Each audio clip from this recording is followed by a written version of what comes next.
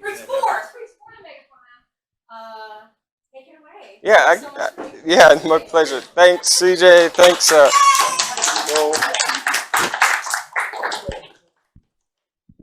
This will be fun. I can humiliate everyone who's late. My name is Greg Torres. I'm a naturalist and a horticulturist. I've been in this city about 7 years now, 8 years. I've worked at the zoo. I've worked at Spring Grove. I've worked all over the place. Right now at the Civic Garden Center. Currently, I'm working in conservation in Cincinnati Parks, so I'm in the forest all the time. It's a great job. So I'm going to be talking about fruits for the megafauna. One of my other things I've got is a history degree. So I really like to look at history, take a natural perspective of it, of course, and kind of delve into like some theories about why the planet might look the way it is, the way we see it today.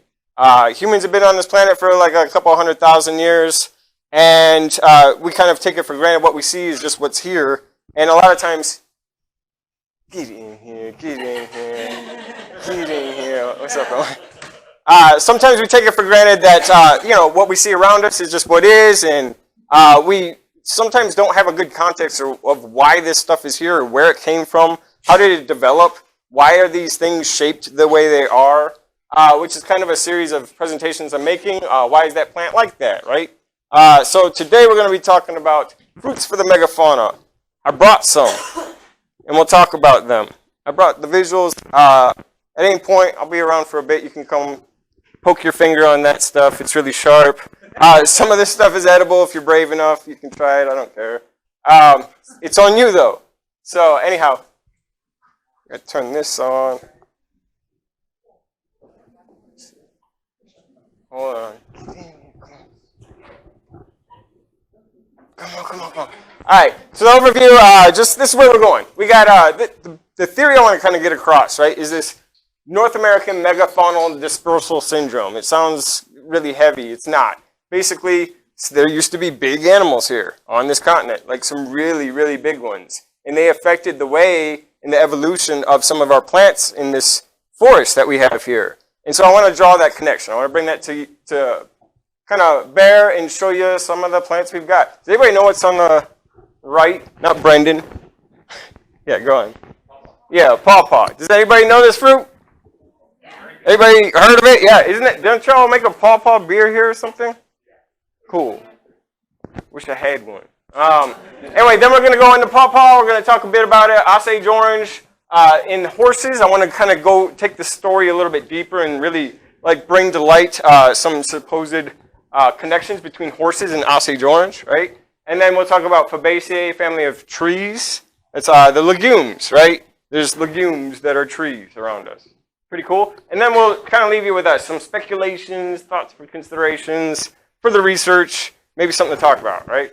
So, deep time. This is the history stuff I like a lot, right? We're going to talk about, I hope this works. There's a little light. Can you all see that? Can you see it on the screen, though? All right. No, shoot. Okay, anyway. It's just, yeah, I think it's just a screen. No, go ahead and put that back down. So what I want to talk about is deep time. And basically what I mean by that is like hundreds of thousands or millions or even billions of years ago, because life on this planet started about 3.5 billion years ago. It's mind-blowing. We're going to hang out basically around the Eocene. You see that 66 million years on the right? Eocene, Oligocene, Miocene, Pliocene, all the way up to today. Okay, that's where we're going to spend the evening. So here they are. These are some of the big animals that used to exist on our continent here in North America. You can see on the lower right that silhouette of a human being. It kind of puts in the scale. These were huge animals. They liken North American megafauna around the Ice Age to be similar to Africa, right? What we see today in Africa, with these big creatures just like lumbering around the ecosystem, the landscape, changing it in ways like elephants will just push trees down, right? So here we got, what do we have? A bunch of little things. There's like big bears, cave bears, short-faced bears, We got mammoths, mastodons, gomphotheres. Glyptodonts is that armored-looking thing down there. That guy came up from South America about 3 million years ago. Same with the giant anteater, which is that other tall, huge thing. Camels originated in North America and then dispersed elsewhere. We've got some primitive horses here. We've got tapirs, bison, so some big animals, right? Big things that used to be here. And they had been here for thousands and thousands. They developed on this continent, okay? Long time, oh, we'll get into it in a bit. There's scientists who figured this stuff out, so I always like to give them credit. This dude on the left, he looks wily, but his name's Dan Jensen. He did a lot of studies in South America, looking at the fruits of the South American tropical forest, realizing that some of them are really big, have really huge seeds, but they just fall on the ground and rot there. So there was something missing. Yeah, no problem. This other fellow, Dr. Paul Martin, he did his studies in kind of like southwestern United States. He was looking at like Joshua tree and some of the fruits that they put out, and realizing again there seems to be a missing connection between these plants' fruits and how their seeds are dispersed. Something's not making sense here. They seem to be anachronistic. And lastly, Connie Barlow is probably the most accessible writer on this topic. She wrote a great book called Ghosts of Evolution. Really good book, and it kind of pulls together these theories, and it's great. Plus, it's kind of focused around this area of the world also. So here we go. I want to break down Dr. Jensen's megafaunal dispersal syndrome principles. It's a lot, and there's like 11 of them. There's about 11 of them. And I'll explain these, because I'll go in a little depth, because these are kind of important concepts to keep in mind when you're looking at these plants. Or going out on a hike, keep some of these things in mind when you're looking at fruits, right? So large, indehiscent fruits whose seeds are not dispersed abiotically. It's all science time, right? This is what this is. So what's indehiscent? Does anybody know that word? That's cool, that's why I'm here. So dehiscing is when a plant has seed pods that pop open on like a crease. Think of like a milkweed, how its seed pods pop open, right? Indehiscent seeds are fruits that don't pop open. They stay closed like this nasty pawpaw that's a couple days too old, right? It doesn't pop open. It's just in there, or like the seeds are sitting inside. It doesn't pop open and release seeds, okay? Second principle, fruits that resemble or are related to species that are consumed by extant large mammals on other continents. So like, look at Africa. What are the animals eating there? The big animals, the big mammals eating there are some of our North American plants similar to those fruits also, right? The seeds are usually protected by a hard seed coat as protection from mastication, chewing by large mammals. I brought here Kentucky coffee. Does that sound hard? Yeah, these are hard seeds, right? To get these to grow, you gotta like scarify them. You gotta scratch them with a file, and it's a lot of work.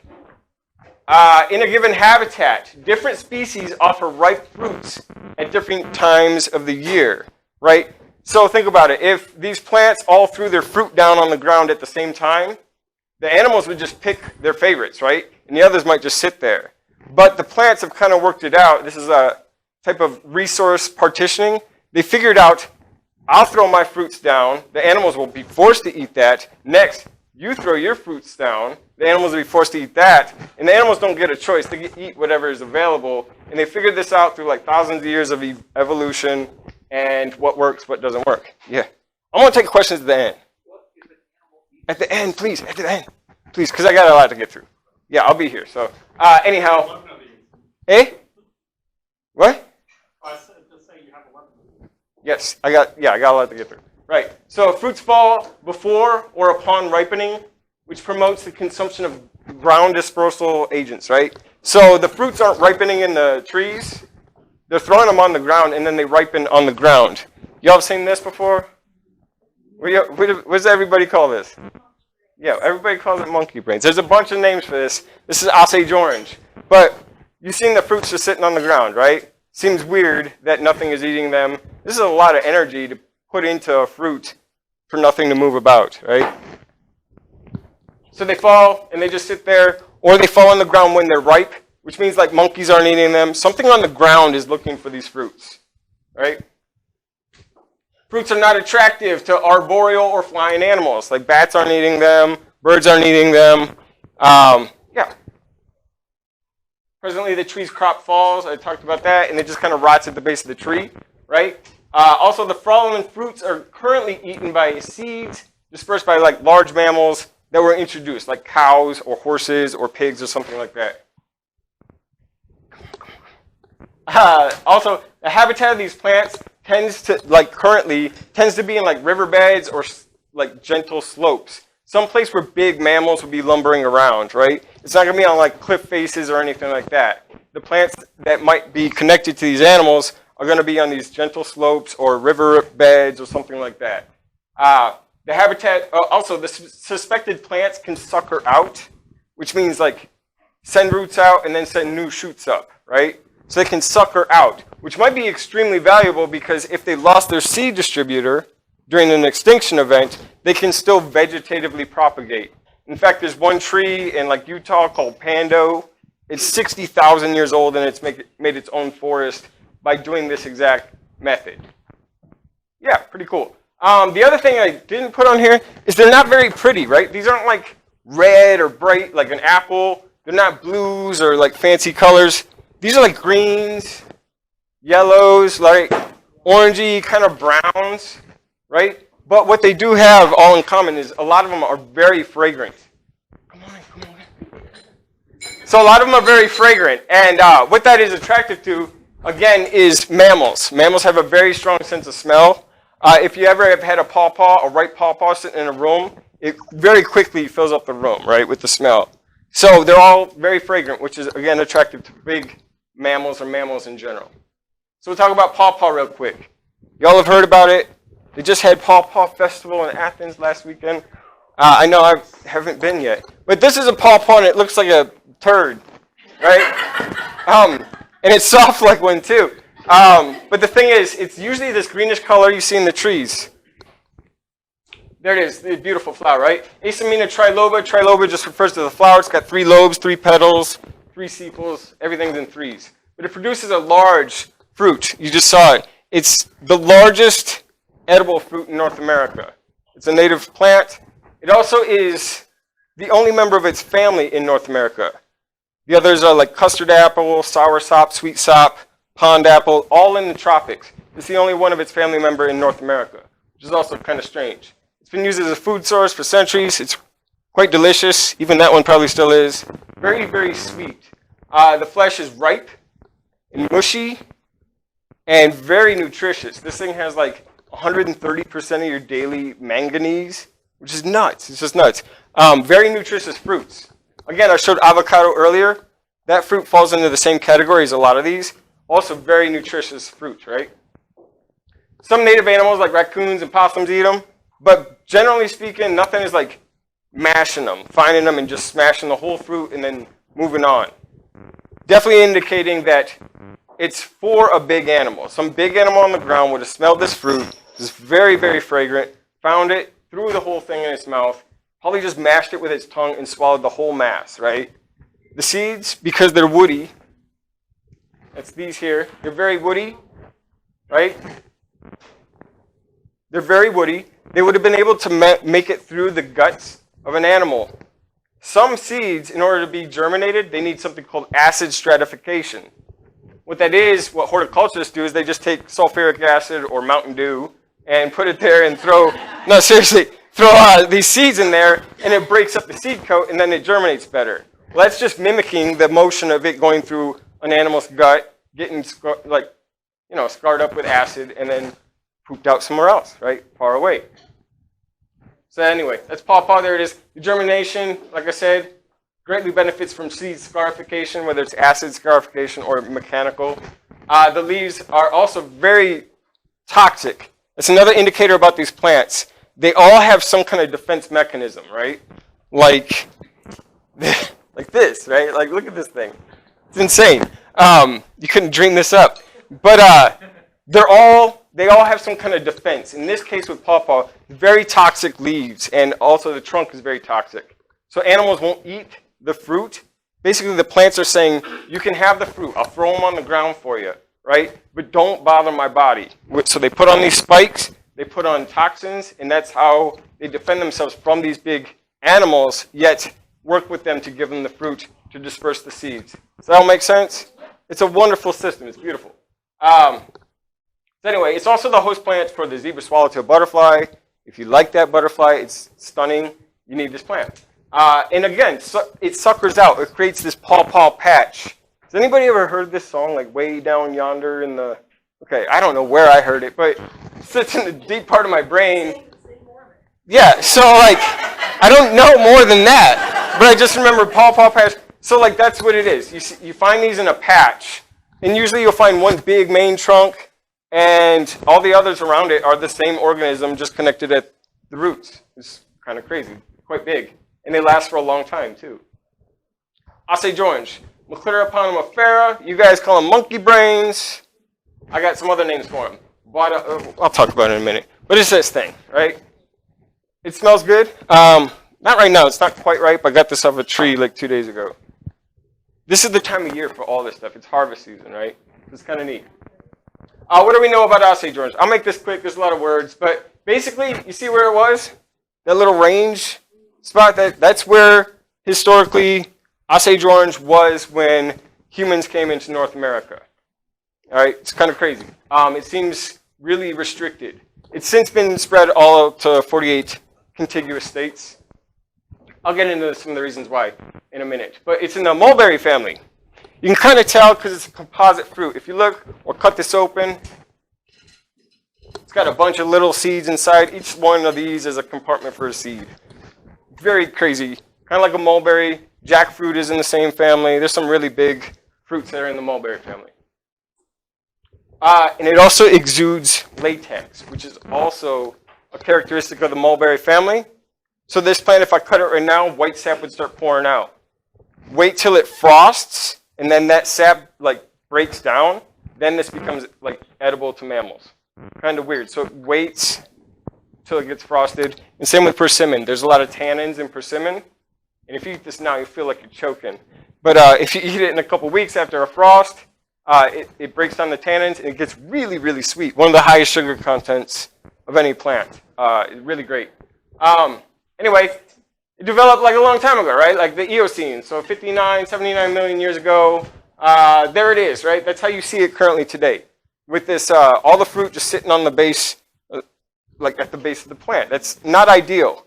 Plants need to move away because if you're a plant, you're going to be there for a decade, a century. Animals know where you are. Fungus knows where you are. Bacteria knows where you are. They're always going to be infecting you. So the last thing you want to do is put your babies right where you are. You want them out because otherwise they're going to get hit with the same pests you get hit with. That make sense? There's a lot of reasons to disperse seeds. Anyway, it has the ability to sucker. It's just a really cool plant. You guys should learn a lot about Osage orange. Basically, though, this story I want to talk about is horses and humans. Two different creatures, both mammals, come together to like explain the current distribution of Osage orange. So there it is. I found this picture. It's beautiful. I love it. But note, horses didn't always look like horses. Look at the feet, right? Kind of crazy.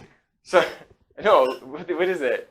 So, horses a long time ago, about the same time that this plant kind of showed up, the Osage orange, like the Eocene, right? There was a little creature called Protorohippus, or Eohippus, which means like dawn horse. It's like the earliest fossil record we have of a horse. It was about the size of a dog, a little dog, and it lived in the woods because there was a lot of forest in North America at the time.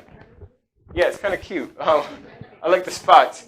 Later it developed, right? So the onset of the Ice Age means that the atmosphere in general is drying out. There's only so much water in the planet, right? And if it's going all to ice, that means it's got to come from somewhere. It's coming from the atmosphere or from the ocean itself, right? Or both, to build all that ice. So it started to dry out. That means that the forest started drying out and dying back, which promoted the onset of grasses, right? The biggest explosion of grasses in history came during the Ice Age. That's when they like evolved on the planet. It's all because the forest was drying and something had to take its place. But this coincided with this horse, this little creature living in the woods, developing into the horse that we know today.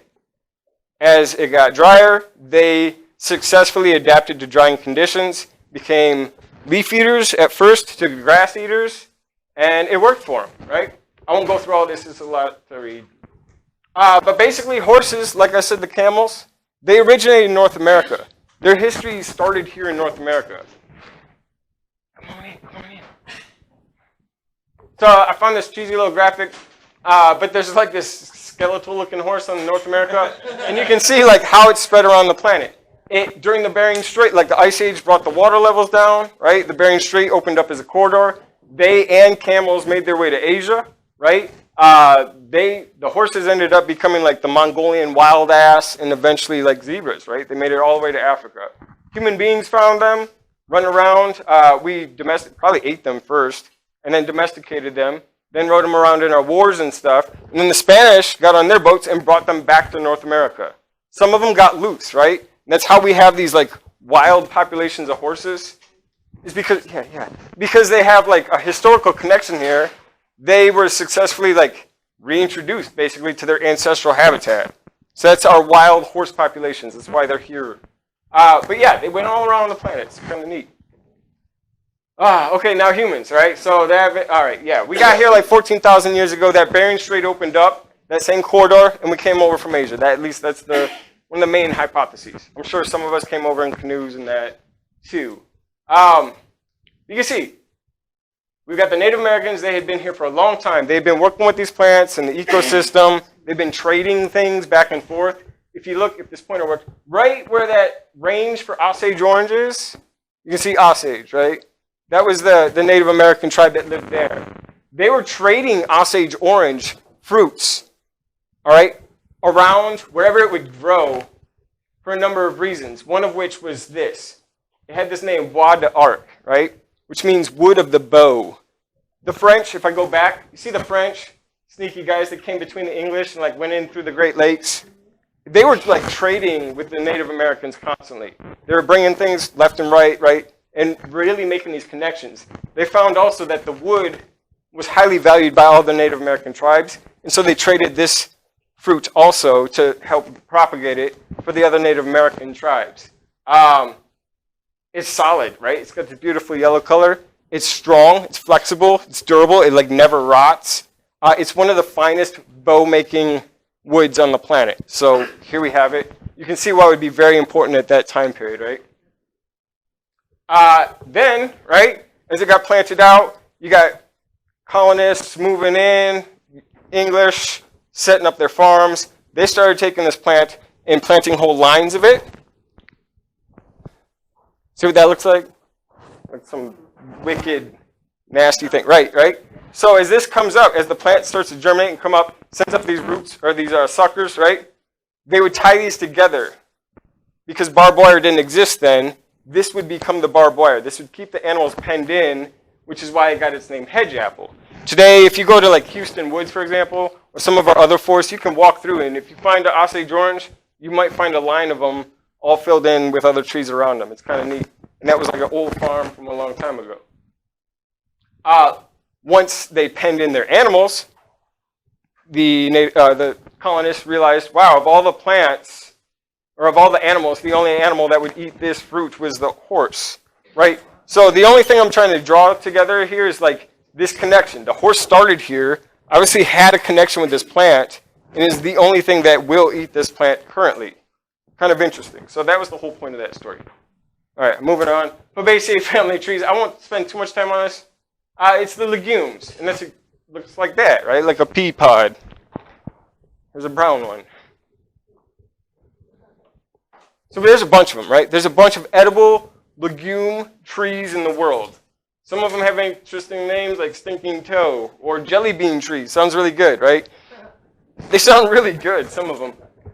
Anyone eat tamarind? Or familiar with tamarind? Yeah, it's delicious. You crack it open. There's that pith around the seed. The seeds are really hard. Again, kind of like, I wonder what this is. Probably some animal would eat the whole thing and poop out the hard seeds somewhere else. Well, we have two of them probably in North America. Honey locust. Yeah, honey locust is one of them. Glydicia tricanthos. Tricanthos means like 3 spines or 3 thorns. It's got more than 3. These things can get like a foot across. And they're nasty. They're very stout, and they festoon the whole like side of the tree like that in bunches. So it's very intimidating. but it doesn't deter squirrels, right? They can use this as like a ladder right up the trees. This is to deter a big animal. Like, I would get impaled if I was messing around this thing. This is to make sure that a big animal doesn't rub up against the tree itself. Again, like Osage orange, thorns, right? It's a good way to keep big animals off you. I won't talk about all that because you get the point, right? So, yeah. It suckers out, just like all the others. It's got very hard seeds. They're right here. You're welcome to, you're welcome to find some on the ground or take a look at them on the table. By the way, if anybody wants any of these seeds, just take them. Try to grow them. They're fun. Have fun with the Kentucky coffee, filing that down. So anyway, it does all this stuff. But the other thing about honey locust is it produces these seed pods. And at a certain time of the year, they're filled with a honey-colored goop, which is actually very sweet. And Native Americans would eat this on the regular. And I've eaten it, and it is very delicious, actually. But the seeds are very hard, so you got to spit them out. Again, indicating this plant, when it's ripe, all the fruit just falls right on the ground. Easy pickings for any animal, like an elephant or mammoth. You just scoop them up, throw them in the mouth, chomp, chomp, move on, right? So great plant for that. In fact, that proxy megafauna I mentioned, like cattle or maybe other big animals, this plant has been brought to Africa for the seed pods to feed to their cattle, and now is an invasive species over there with nasty thorns. I would just hate that one. Yeah. These are Kentucky coffees. Anybody familiar with this plant? Know this one? What do you know about it, Keller? I mean, it's our native Yeah, it's not a coffee per se. Still, yeah, but it used to be used as a coffee substitute, right? Because if you're a pioneer, you didn't have coffee like you did back at home in Europe or whatever, so you would take whatever you could, grind it up, and call it coffee. So that was what this was, yeah.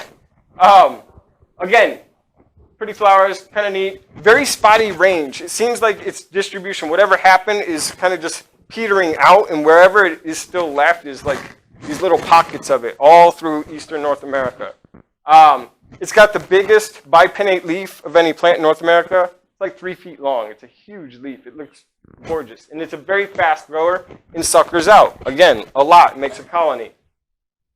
And there it is with the green goop. It is inedible to human beings. I've tasted it. It's sweet at first and then makes your stomach turn after a bit. But the thing is, big animals can take toxins better than small animals, right? So a big mammoth probably wouldn't have a problem chomping a few of these down. In addition, y'all have heard like big bone lick and where they found mammoth fossils. Another theory that they have is they weren't just going there for the salt, but there for the clay also, which elephants in Africa still do today. They eat clay to help purify toxins out of their bodies. So they may have been eating clay almost as like, you know how people would eat like like Tums. Yeah, you know you're going to get into some bad food, so you eat that first and then go eat the bad food, right? So they might have been doing that. Eat a bunch of clay, go eat some Kentucky coffee, make it through that day, you know? But anyway, it's believed that the seeds are dispersed via water, but that is absolutely not true. They sink, and I've worked with this plant a lot. If they sit in water, the seeds will absolutely rot. Like, they just get mushy and nasty. So it can't be that. They had to be distributed by some big animal. All right, so I'm done. Here's some speculations, thoughts, whatever. Are there other candidates, right, for this megafaunal dispersal syndrome? And there are. Persimmon, American persimmon, sweet American persimmon. Everybody's familiar with the like Japanese ones. Well, we have a native persimmon. They're cute. They're real small. They're orange. They're not quite ripe, but they're absolutely sweet and delicious when they are. They fall on the ground. They form a patch, right? They have hard, woody seeds that you can see here. It fits all the characteristics, right? Avocado. I mentioned that already. Probably. That seed is very big. Has anybody handled like an avocado seed with like a little bit? It's pretty slippery, right? Yeah, it'll probably make it all the way out and then some if it's going through a mammoth. So like clearly, right? Prickly pear is another one. Hard seeds that will break your teeth if you bite into it. Very not showy. It's kind of greenish, right? And there's a number of other plants. What I'm trying to get to you, go out, experience the world, look at your planet, right? Look at these plants and start thinking about why. Why does it look like this? What in the past may have shaped these things? Running buffalo clover. This is slightly different. It was an endangered species till this year. It was brought off the endangered species list here in Ohio. The thing with that plant is it thrives on being destroyed, right? And big animals like bison that used to be around this area, they would smash the stolons, like the runners, and cause the plant to flower. Well, with the absence of that animal, this plant's flowering has gone down, and now it's only being able to grow via stolons a little bit at a time, and it's losing its genetic diversity and starting to peter out, basically. So another impact of losing these big animals. That one, which is quite different. Oops. And then, some other weird things. If plants, blah, blah, blah. I'm just going to leave that up. But the other thing is, if extinctions cause evolutionary anachronisms, right? Then what about the animals we're losing today? How will that affect, and what will the plant community that we have today, and what will that look like 300,000 years from now? What will these plants look like? What will be the impacts of what we do? And the other thing I want to say too is, think of like the avocado, or these pawpaws, right? Think of like an apple. It took human beings to find an apple, which originally was like the size of a crab apple, right? It took us a long time to cultivate it to be this big, to then enjoy. These animals had been working with these plants for thousands of years, right? And because of their selection of certain plants that they prefer, now they're gone, but we have the benefit of all these really great fruits that are very nutritious. And yeah, I'm done. So.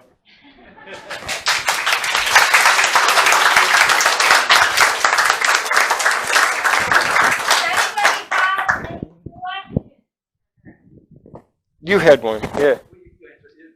Earlier on, you would have said that eating the fruit doesn't necessarily destroy the seed. I don't know if that's going to do that necessarily. Yeah.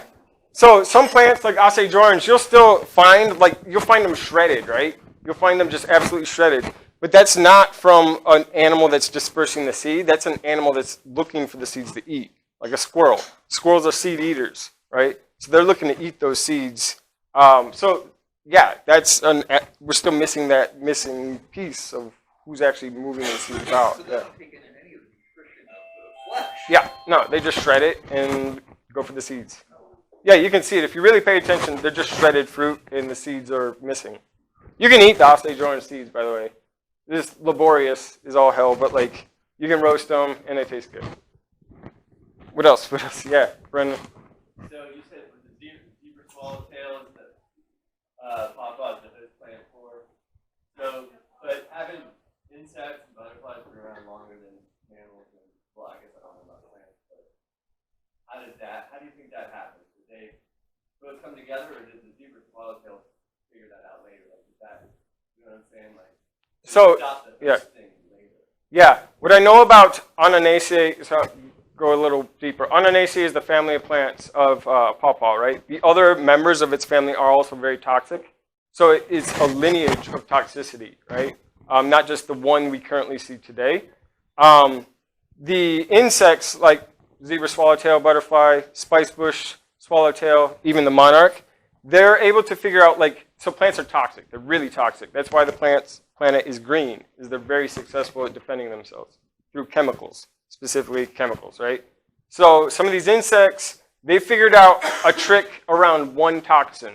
Like the monarch caterpillar has figured out that latex toxin and works around it, the glycosides, right? It's figured out a trick around it and is able to eat it.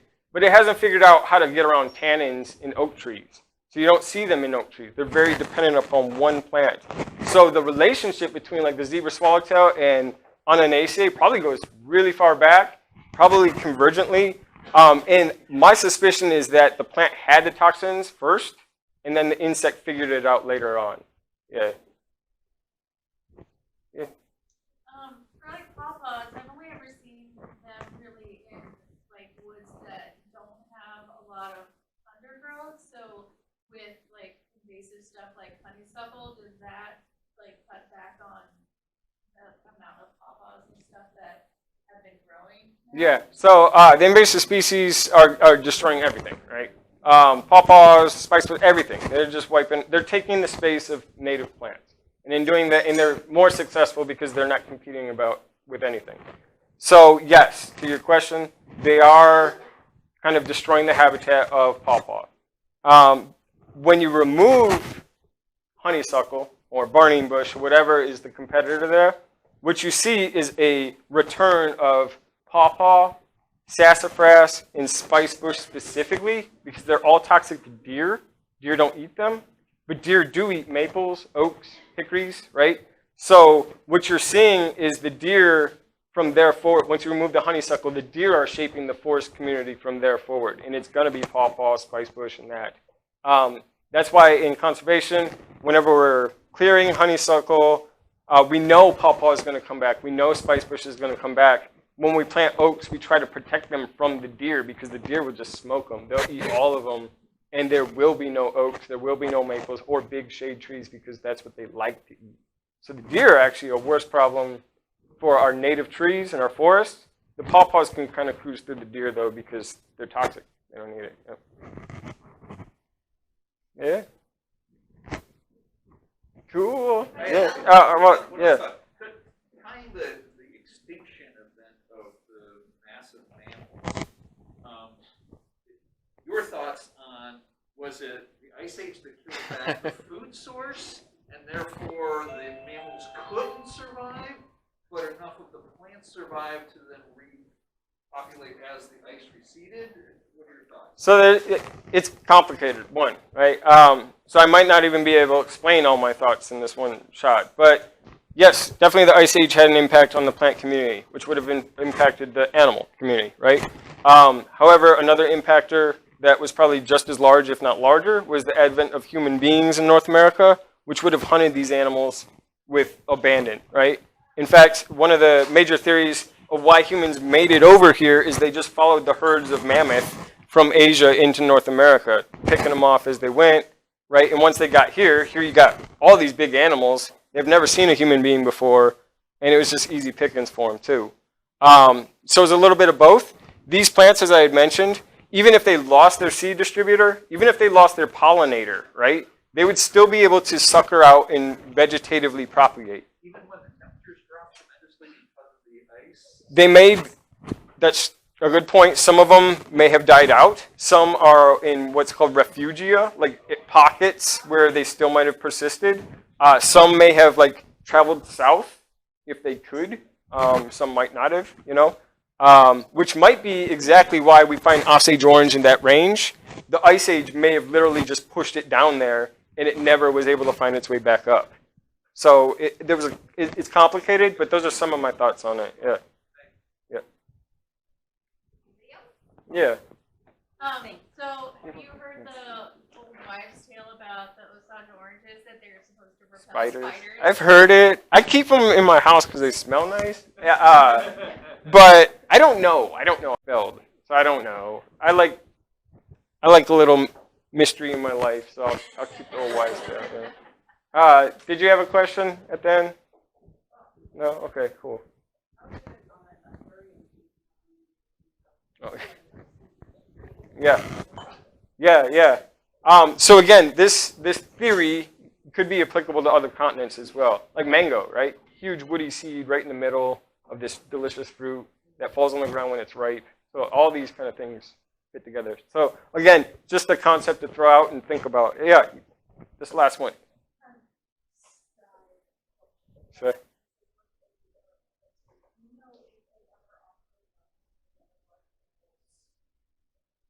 Great question. Yeah. They do. You're right. So there was some they don't because they're worried about their animals, right? And that's the other thing about this that I really want to make clear.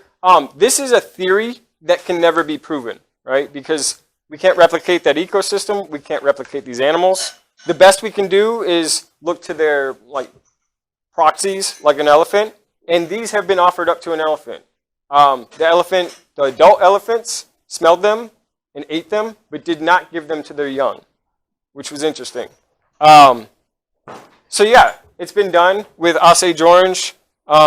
in particular. So that, yeah, that's the results. And I think that zoos just don't want to risk anything with their precious animals. Yeah. Thank you so much. Yeah, yeah.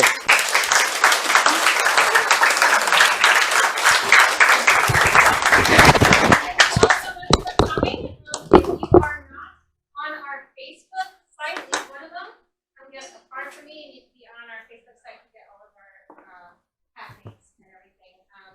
I know I was talking about going to the Fernald Preserve of the Bagtop, which is awesome. I've done that before. You learn all about bats, and you go outside, and they have a device, and you can actually drink and cook with each other. Fantastic. That is happening on October 1st. I am not making this a meetup. I will have the information on Facebook. But it's not an actual meetup, but October 1st from 7 to 9 p.m. Go to the Fernald Preserve to learn all about that. It's super awesome. Next month for October, the 19th, I'm going to have Ryan from Princeton Wildlife. He's going to be talking all about nocturnal animals, so we can have some fun for Halloween. He has had to catch many a bat that was inside a house, and so he'll probably have fun talking about bats. And like he said, I've been so busy the last like 5 nights catching bats that I haven't been able to return your call. So yeah, lots of bats, and it's really awesome. He actually does this wildlife capturing in a very humane way. They don't hurt the animals, they don't kill the animals, they kill them. So make sure you come back for Wednesday 19th, and thank you very much, Fibonacci.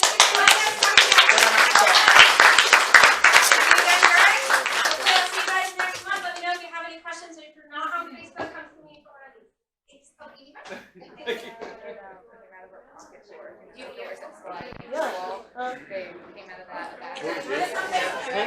Killed it, dude. They always have the story.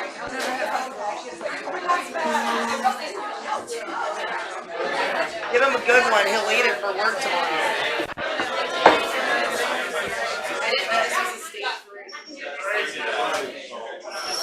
Dave, that's you, brother. It's wonderful.